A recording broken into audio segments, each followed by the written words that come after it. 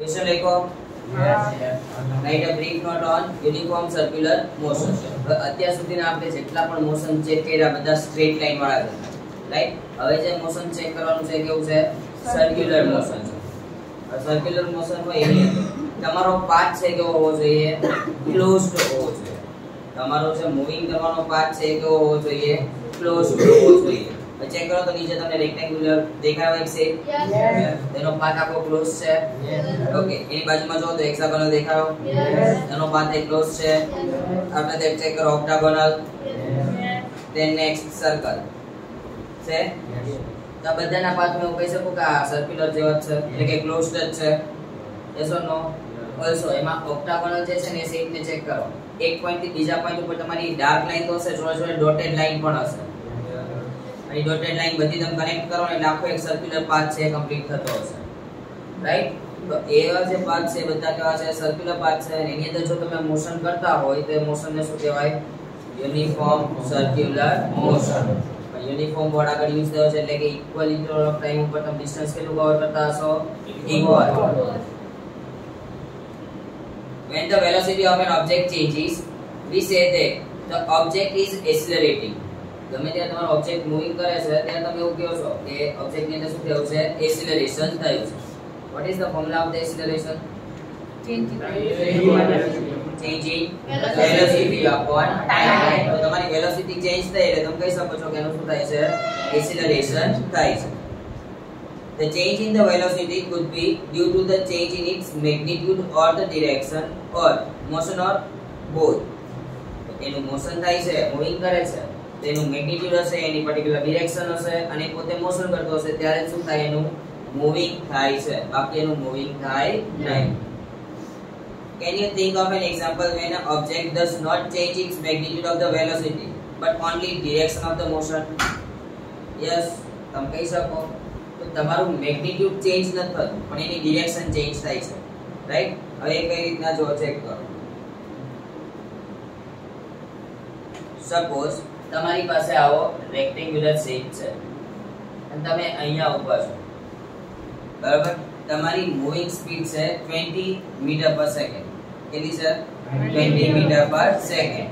20 metre પર સેકન્ડે તમે move કરો છો, પછી અહીંયાથી 20 જ રાખો છો તો અહીંયા એની ડિરેક્શન ચેન્જ થઈ કે ના? પાછો અહીંયા સુધી મૂવ કરીને આવશે, અહીંયા એની ડિરેક્શન ચેન્જ થશે, અહીંયા સુધી આવે, પાછો અહીંયા ડિરેક્શન ચેન્જ અને અહીંયા આવે. જેટલી જગ્યાએ મેં સર્કલ કર્યા એ બધી જગ્યાએ શું થશે? ડિરેક્શન ચેન્જ થાય છે. ડિરેક્શન ચેન્જ થતી હોય તો સ્પીડ એઝ યુઝ્યુઅલ લાઈક એની અંદર વેરીએશન જોવા મળશે. વેરીએશન જોવા મળશે. તો આ તમે એક જ શેપ દીધો, નીચે તમને જેટલા શેપ દેખાય છે બધા શેપની અંદર વેરીએશન થશે? યસ. પણ સર્કલ હશે તો વેરીએશન નહીં થાય. આનું રીઝન છે એની અંદર એકેય એંગલ ફોર્મ નથી થતો. તમે આ રેક્ટેન્ગ્યુલર દોર્યો છે તો આ રેક્ટેંગલ હોય તેની અંદર હું કહી શકું કે 90 ડિગ્રીનો એંગલ છે. તો આવા એંગલ સર્કલ ની અંદર ફોર્મ થશે? સર્કલ ની અંદર ફોર્મ થતા નથી. ચોલો ઓક્ટાગોનલ હતું તો ઓક્ટાગોનલ છે એની અંદર તમને એંગલ મળશે પણ એ ઓક્ટાગોનલ ના એક પોઈન્ટ સુધી પહોંચવા માટે જો તમે ઓલા ડોટેડ લાઈન એટલે કે સર્ક્યુલર પાથ નો યુઝ કરતા હોય તો તમારી વેલોસિટી ની અંદર વેરીએશન થઈ શકશે નહીં. Let us consider an example of the motion of a body along a closed path. આપણે જેટલા લીધા છે બધા પાથ કેવા છે?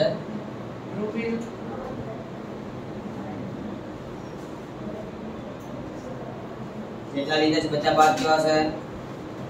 ક્લોઝ છે કે ઓપન? બધા પાથ ક્લોઝડ છે. Figure 8.9a show that the path of an athlete along a rectangular track ABCD. જો તો પહેલા ABCD ટ્રેક દેખાયો તમને? Yes. Okay. Let us assume that the athlete run at a uniform speed on a straight path. તો straight path છે આ A થી આ B સુધી જાય તો આપણી સ્ટ્રેટ લાઈન છે અને એની સ્પીડ યુનિફોર્મ થાય છે એટલે કે કન્ટીન્યુઅસ રહેશે. AB BC CD and DA જો તે બધા પાર્ટ તમને સ્ટ્રેટ ટુ સ્ટ્રેટ દેખાય છે? Yes. In order to keep himself on a track, he quickly changes his speed at the corners. Corner ઉપર પહોંચે એટલે પહેલા સ્પીડ તો ડિક્રીઝ થશે, ડિક્રીઝ થઈ પછી ક્વિકલી જો એની સ્પીડ ઇન્ક્રીઝ કરે તો શું થઈ શકે? એના સુટેબલ ટાઈમ ઉપર એ પહોંચી શકશે, બાકી પહોંચી શકશે ના, કારણ કે કોર્નર આવ્યો તો એની સ્પીડ શું થશે? ડિક્રીઝ થઈ જશે. How many times will the athlete have to change its direction of motion? જો તો કેટલી વાર રાઉન્ડ કર્યા છે મેં રાઉન્ડ કેટલી વાર કર્યા છે એક અહીંયાથી લઈને સ્ટાર્ટ કર્યું છે ચાર્જ કરેલા અહીંયા પહેલો એંગલ આવ્યો અહીંયા પછી સેકન્ડ અહીંયા એન્ડ થર્ડ અહીંયા. How many times will athlete have to change its direction of motion while he complete one round? One round complete કરે તો કેટલી વાર ચેન્જ કરવી પડી? 3 ટાઈમ. પણ જો one round પછી તમે આગળ નેક્સ્ટ બીજો રાઉન્ડ દોરો તો બીજો રાઉન્ડ છે એના માટે તમે ડ્રો કર્યું છે તો શું કરો છો? તો પછી આને તમારે ગણવું પડશે. તો એક આખો રાઉન્ડ પૂરો કરે ત્યારે કેટલો એંગલ અથવા તો કેટલી વાર મોશન ચેન્જ કરે છે? 4 time. It is clear that the move in a rectangular track once he has to change its direction of motion 4 times. કેટલી ટાઈમ ચેન્જ કરવી પડશે? 4 times ચેન્જ કરવી પડશે. Now suppose instead of the rectangular track the athlete is running along the hexagonal shape path ABCDEF. જો તો second diagram ABCDEF દેખાયું? As shown in figure. In this situation, athlete will change its direction 6 times. એની અંદર 6 angle હશે એટલે કેટલી વાર change કરશે? 6 time એ પોતાનો મોશન છે એની ડિરેક્શન શું કરે છે? ચેન્જ કરે છે. What if the track was not an hexagon but a regular octagon? Hexagon ની જગ્યાએ કોણ છે? octagon છે એટલે કે તમારી થર્ડ ડાયાગ્રામ છે. With the 8 equal sides as shown in the ABCDEFGH in the figure 8.9c. जो तो octagon लेते हैं 8 पर चेंज करना पड़ता है direction. Yes. It is observed that as the number of sides of the track increases, the athlete has to take turns more and more often. तो जो पहला तो तेने વધારે ટર્ન લેવો પડતો રેક્ટેન્ગ્યુલર માં. પછી હેક્સાગોનલ આવે તેને ટર્ન લેવાનું કેપેસિટી ઓછી થશે. then octagonal હશે તો પછી સાવ ટર્ન લેશે નહીં. એ સર્ક્યુલર પાથ ની અંદર શું કરવા માંડશે? મોશન કરવા લાગે છે. What would happen to the shape of the track as we go on the increasing number of the side finitely? તો તમે finitely કોઈ પણ એજીસ છે કોર્નર્સ છે એને વધારો છો જેટલા કોર્નર્સ વધશે એટલી તમારી સાઈડ કેવી થઈ જશે? easier to move. તો પહેલા 90 ડિગ્રી હતી હેક્સાગોનલ આવે એટલે એનો એંગલ થોડો ડિક્રીઝ થયો. ઓક્ટાગોનલ આવે તો વધારે ડિક્રીઝ થયો. ઓક્ટાગોનલ માં તમને સર્ક્યુલર પાથ પણ દેખાય છે. હવે જો ઓક્ટાગોનલ કરતા પણ હું વધારે એંગલ 10 થી 12 એંગલ ફોર્મ કરું તો સાવ સર્કલ જેવો શેપ છે એને શું કરશે? ફોર્મ કરશે. If you do this, you will notice that the shape of the track approaches the shape of a circle and the length of each the side will decrease to a point. એક એકની એજ length છે નાની થશે also એનો path છે આખો કેવો થઈ જશે? સર્કલ જેવો થઈ જાય છે. If the athlete move with the velocity of the constant magnitude along with the circular path, the only change in its velocity is due to the change in the direction of motion. Circular path છે તો તમારી speed decrease થઈ તો તમારો path change થશે. બાકી circular path ની અંદર તમારો પાથ ઓફ ધ મોશન છે એ ચેન્જ થતો નથી. The motion of the athlete moving along a circular path is therefore an example of an accelerated motion. એની અંદર શું થાય છે? accelerated motion જોવા મળશે કારણ કે એની અંદર change in velocity છે in the respectively time. We know that the circumference of the circle of radius r is given by the 2 pi r. ખબર હતી આ? yes. circumference છે એના માટેનો ટોટલ ઇક્વેશન ફાઇન્ડ કરવું હોય તો શું થશે? 2 pi r. If the athlete takes 3 seconds to go once around the circular path of the radius r, the velocity v is given by પછી જો velocity is equal to શું આપ્યું છે? 2 pi r over t. તો t એટલે time છે અને 2 pi r શું છે? circumference no totally area. When an object moves in a circular path with a uniform speed, circular path છે અને સ્પીડ કેવી છે? uniform. Its motion is called the uniform circular motion. Motion ને કયું કહેવાય? uniform circular motion. આવડ છે? Okay ચલો પાછળ એક્ટિવિટી 8 વિશે જો. Activity 8.11 take a piece of a thread and tie a small piece of a stone at one of the end. ત્રણ ઉપર પતંગનું પૂરું થાય પછી લંગરિયા લડાવો છો ને દોરીની આગળ સુમાડી દેશો એક પથ્થર બાંધો છો એ જ કન્ડિશન આમાં એપ્લાય કરી. Move the stone to describe a circular path with the constant speed by holding the thread at the one end as shown in figure. આ તરીકે કેવું છે દોરી છે એની જો તમે પથ્થર બાંધી દીધો પછી એને શું કરવાનું ગોળ ગોળ ફેરવવાનું. જો તો નીચે વાળા પાય એવું રીતે ફેરવે છે. Now let the stone go by releasing the thread. પછી ફેરવતા ફેરવતા શું કરવાનું તમારે થ્રેડ મૂકી દેવાનું. તમે ગોળ ગોળ ફેરવતા ફેરવતા થ્રેડ મૂકી દો શું થાય સર્ક્યુલર પાથની વાત છે. સર્ક્યુલર પાથની વાત છે. હવે જો નોર્મલ છે કે તમારો સ્ટોન તમે રિલીઝ કર્યો તો સપોઝ આ પોઈન્ટ થી રિલીઝ કર્યો તો એ કન્ટિન્યુઅસલી આ રીતે મૂવિંગ કરશે. એ સ્ટ્રેટ ટુ સ્ટ્રેટ મૂવ કરશે નહીં.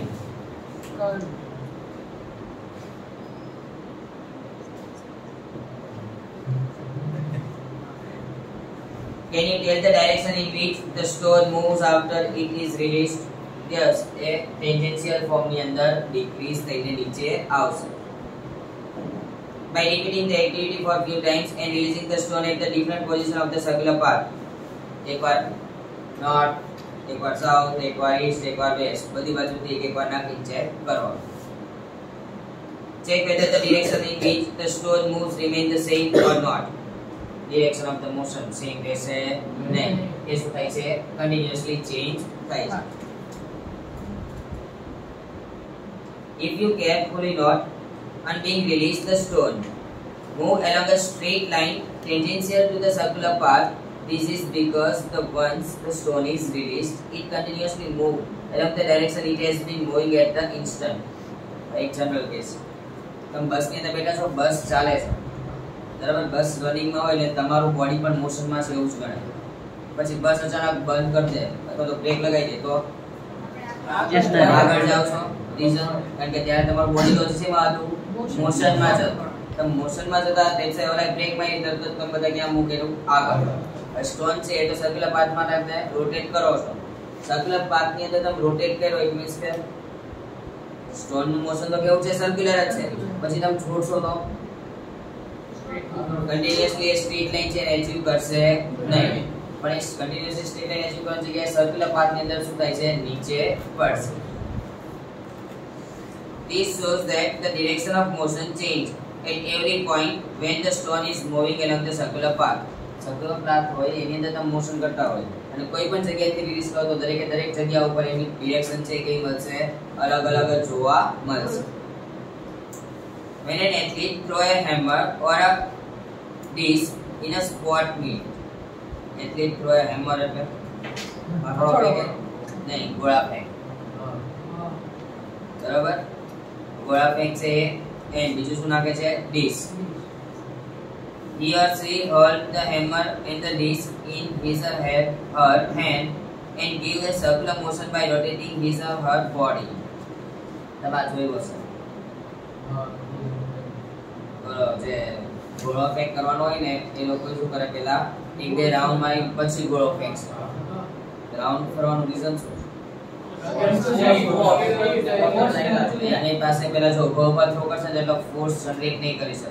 પણ જો એક સર્કલ કે બે સર્કલ ફરશે એટલે કે બોડી મોશન માં આવશે. મોશન માં આવશે એટલે એનો અંદર ફોર્સ છે શું થશે જનરેટ થશે. એટલે ફોર્સ જનરેટ થાય પછી શું કરે છે એનો થ્રો કરે છે.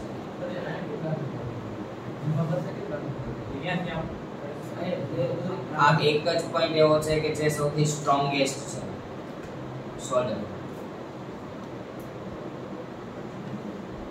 બાકી તમારા બેગ ને વજનથી આટલું ભટકી જવું જોઈએ બરાબર. તો ખંભા ઉપર ટીંગાડી બેગ લઈને આવતો હોય છે તો કઈ નહીં થાય. પણ એ જ બેગ ને આ હાથની વચ્ચે ટીંગાડીને લઈને આવી તો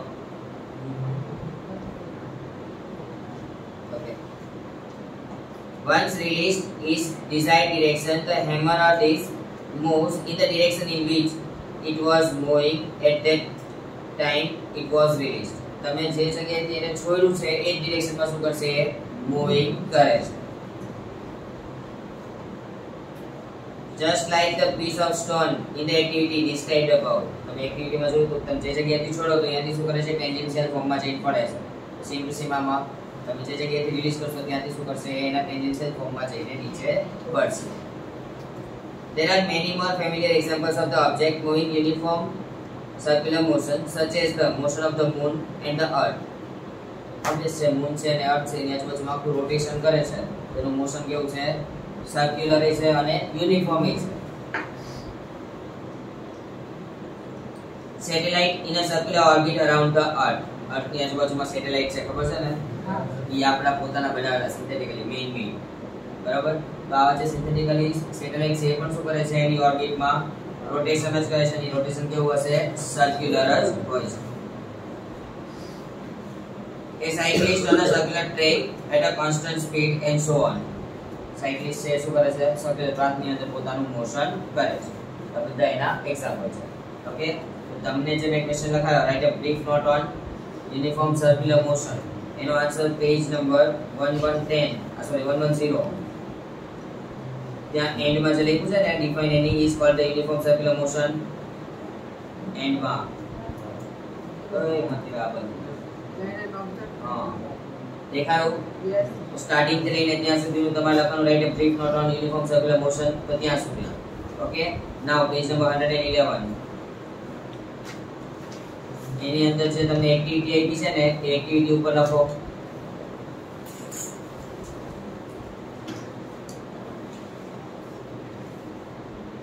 write the examples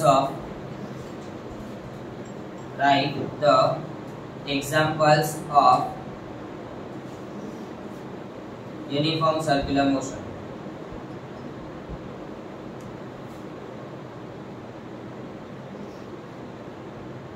Uniform circular motion. તો આ જે એક્ટિવિટી અને પાછળના બે પેરેગ્રાફ છે એ બધા શું છે એના એક્ઝામ્પલ છે. ડન. ચલો ઇન્ડેક્સ જો 5 ક્વેશ્ચન હતા ઇન્ડેક્સના. A bus starting from the rest moves with the uniform acceleration 0.1 meter per second square. તો આ તમને એક ટર્મ આપી છે કઈ આપી છે એક્સિલરેશન આપ્યું છે. એક્સિલરેશન કેટલું આપ્યું છે 0.1 meter per second square. After that for a 2 minute time પણ આપ્યો છે t કેટલા મિનિટ છે 2 મિનિટ. ઓકે બસ સ્ટાર્ટ ક્યાંથી થઈ ચેક કરો તો રેસમાંથી સ્ટાર્ટ થાય તો એની યુનિફોર્મ વેલોસિટી કે સોરી ઇનિશિયલ વેલોસિટી કેવી હોય 0. અમારી પાસે યુનિટ વેલ્યુ કેવી રીતે જશે 0. ફાઇન્ડ એ સ્પીડ એક્વાયર્ડ. શું ચેક કરવાનું છે કેટલી સ્પીડ એક્વાયર્ડ કરે છે. તો મારે આની અંદર પહેલા તો v ફાઇન્ડ કરવો પડશે. v ફાઇન્ડ કરવા માટે એની ફોર્મ્યુલા યાદ કરો a v - u/t. તો એવું કહી શકું at v - u છે. આમાં u ની વેલ્યુ 0 છે તો એવું કહી શકું v at. a અને t છે તે જશે. ઓકે then next ચેક કરો the distance travel. એમાંથી શું ચેક કરવાનું છે ડિસ્ટન્સ કેટલું ટ્રાવેલ કર્યું એ. ડિસ્ટન્સ ટ્રાવેલ કરી ચેક કરવું હોય તો ડિસ્ટન્સ એટલે s is equal to ut plus half at square. આ ut 0 થઈ જશે કારણ કે u ની વેલ્યુ 0 છે તો half at square કરશો એટલે તમને એનો આન્સર મળી જશે. ઓકે then next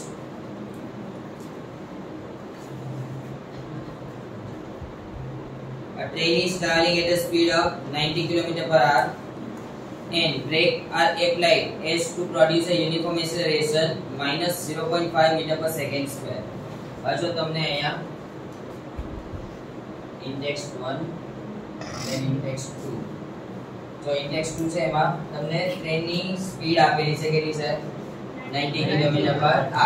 તો તમને ત્યાં u આપેલો છે કેટલો છે 90 km/h. v આપેલો નથી કારણ કે તમે શું એપ્લાય કરો છો બ્રેક એપ્લાય કરો તો જે ડિરેક્શનમાં તમે મોશન કરો છો એ ડિરેક્શનમાં એ મૂવ કરશે કે ઓપોઝિટ ડિરેક્શનમાં ઓપોઝિટ. ત્યાં તમને એક્સેલરેશનની વેલ્યુ આપી છે જો તો યસ 0.5 મીટર પર સેકન્ડ સ્ક્વેર. પણ આ ઓપોઝિટ ડિરેક્શન છે તેની વેલ્યુ કેટલી થશે minus. find how far the train will go before it brought to rest. Train માં પછી રેસ્ટ થવા માટે કેટલા કિલોમીટર લોંગ ચાલશે, કેટલા કિલોમીટર કશું ડિસ્ટન્સ છે, યસ ઓર નો? ડિસ્ટન્સ છે એટલે આ ફોર્મ્યુલા પાસે એપ્લાય થાય છે, યસ ઓર નો? ચેક કરો અહીંયા v છે ફાઇન્ડ નથી કરવાનું, 90 છે તમે બ્રેક એપ્લાય કરશો એટલે ફાઇનલ વેલોસિટી કેવી થઈ જશે? 0. પાકું? તો આના ઉપરથી તમે ટાઈમ ગોતી શકો કઈ રીતે? આ જ ફોર્મ્યુલા, v ની વેલ્યુ 0 છે, u ની વેલ્યુ આપી છે, a ની વેલ્યુ આપી છે, તો t ની વેલ્યુ મળી જાય, રાઈટ? કઈ રીતે? તો આવું છે a v - u / d, તો d ને સબટ્રેક્ટ કરો તો આવું કહેશો v - u / a, આ વેલ્યુ 0 છે તો d - u / a, આના ઉપરથી શું મળશે? t મળી જશે, t મળી જાય પછી આ ઇક્વેશન ut + ½ at², તો તમને શું મળી જશે? s એટલે કે ડિસ્ટન્સ મળી જશે. then third one check કરો. A trolley while going down an inclined plane has an acceleration of 2 cm/s². તો ત્યાં acceleration કેટલું આપ્યું છે? કેટલું છે? 2 cm/s². આ સેન્ટીમીટર ને પેલા શેમાં કન્વર્ટ કરવો પડશે? Metre. What will the velocity 3 second after the start? Start થાય એના પછીની વેલોસિટી કેટલી છે એને ફાઇન્ડ કરવાની છે. નોર્મલ છે તે અહીંયા તમને ટાઈમ આપ્યો છે કેટલો છે? 3 સેકન્ડ. 3 સેકન્ડ આપ્યો છે. સ્ટાર્ટિંગ કન્ડિશન તમારી કેવી છે? 0, કારણ કે તમે રેસ્ટમાં હતા. તો જ 3 સેકન્ડ પછી તમે વેલોસિટી ચેક કરો. તો હવે આમાં શું ફાઇન્ડ કરવાનું છે? v. તો a = v - u / d, any value છે yes or no? 200. ની વેલ્યુ છે 3 સેકન્ડ, u ની વેલ્યુ છે 0, d ની વેલ્યુ બોલી જાય આવડશે? in text third one. Now in text 4, a racing car of a uniform acceleration 4 m/s². તો એનું એક્સેલરેશન આપ્યું છે કેટલું છે? 4 m/s². What distance will cover in 10 seconds after the start?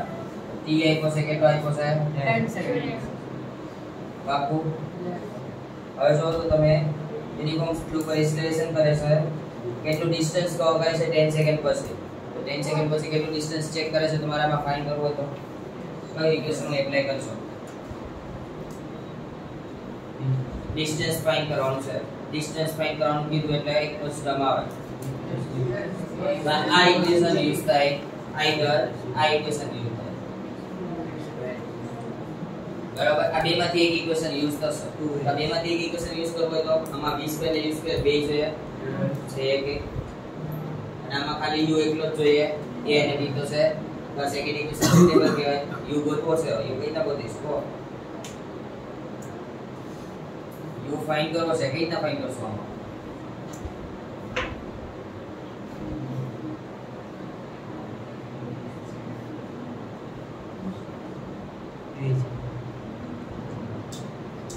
a = v - u / d. v - u / d. a = v - u. આ equation હતા ને બાબા, u velocity કઈ ગોતીશ? ફાઇનલ કેવી છે? v છે. ફાઇનલ કેવી? એ વેલ્યુ તો મૂકવી પડશે ને. ક્વેશ્ચન જવાબ ફરીથી વધારે સમજાય. Racing car has a uniform acceleration.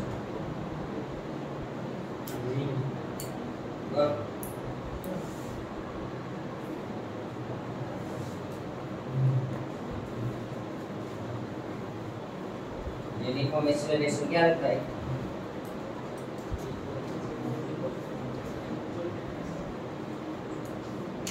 Uniform acceleration ક્યારે થાય? ઇક્વલ ટાઈમ ઇન્ટરવલમાં ઇક્વલ ડિસ્ટન્સ કવર કરે તો. આમાં ડિસ્ટન્સ તો ફાઇન્ડ કરવાનું છે. ભાઈ વેલોસિટી કેટલી રહેશે? 0. બીજું ચેક કરી લો, આગળ લખ્યું છે what distance will it cover in 10 seconds after the start? After the start કર્યો ત્યારે u કેટલો હતો? 0. મળી ગયો. એ મળી જાય આમાંથી Yes. ગોતવાની જરૂર છે ના કારણ કે આ ઇક્વેશન યુઝ કરું s ut + half at square તેની અંદર v ક્યાં આવતો નથી ફાઇન્ડ કરવા જરૂર નથી u ની વેલ્યુ 0 t ની વેલ્યુ 1 છે પણ આ આખી ટર્મ 0 થઈ જશે Yes. then half at square કરવા પહેલા શું મળી જશે ડિસ્ટન્સ મળી જશે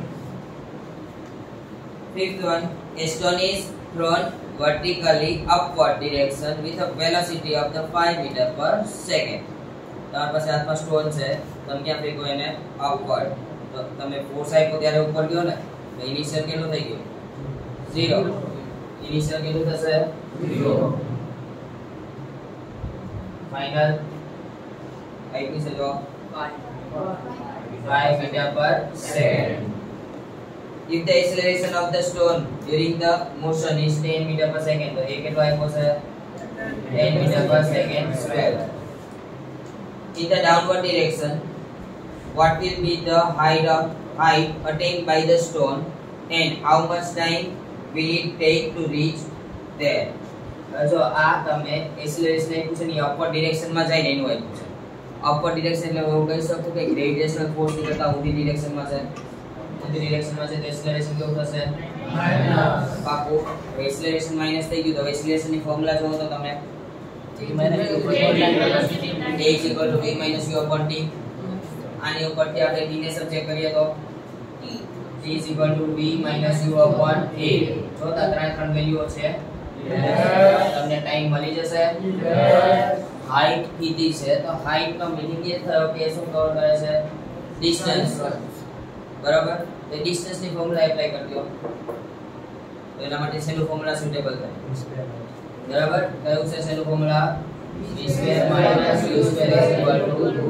2as તો લખી શકું s = v² - u² upon 2a હવે જોતા બધાની વેલ્યુ છે તમારી પાસે પાક્કું તો ઇક્વેશન યુઝ કરાય ને ન કરાય ઈ ચેક કરતો તમને ટાઈમ ગોતવાનું કીધું છે કે ઇક્વેશનમાં ટાઈમ ગોતવાનું કીધું પછી હાઈટ ગોતવાની કીધી તો હાઈટ ગોતવાની કીધી મીન્સ થાય કે તમારી જે હાઈટ છે with respect to the time હોવી જોઈએ તમારી હાઈટ ફાઇન્ડ કરો છે વિચાર હોવી જોઈએ with respect to the time હવે તમે ટાઈમ વાળું ચેક કરો તો તમારી પાસે એક જ ઇક્વેશન છે પોઝિશન ટાઈમ ઇક્વેશન એટલે આવું આ સેકન્ડ ઓકે અહીં સેકન્ડ ઇક્વેશન થઈ ગયું એટલે થઈ જાય સોલ્વ હવે આગળ બાકી તો સોલ્વ કરી નાખો ચલો